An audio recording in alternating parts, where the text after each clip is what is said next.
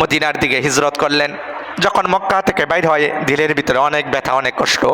নিজের মাতৃভূমি, জন্মভূমি, যেখানে দীর্ঘ 40 বছর নবুয়তের আগে, নবুয়তের পরে 13 বছর জিন্দিগি কাটাইলো, এই কাবা ঘরের সামনে নামাজ পড়তো, তোয়াফ করতো, আজকে এই মাতৃভূমি, জন্মভূমি ছেড়ে মদিনায় হিজরত করতেছে।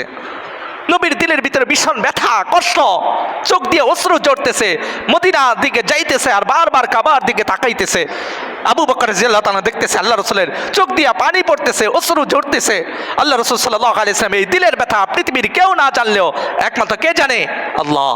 আল্লাহ তাআলা নবীকে সান্ত্বনা দেওয়ার জন্য কোরআনের আয়াত নাযিল করলেন, ইন্নাল্লাযী ফারাদা আলাইকাল কুরআনা লারাদুকা ইলা লারাদুক। আল্লাহ তাআলা কোরআনে কারিমে বলছে, হে নবী, আপনার দিলের ভিতরে কষ্ট আমি দেখতেছি, পৃথিবীর কেউ দেখে নাই।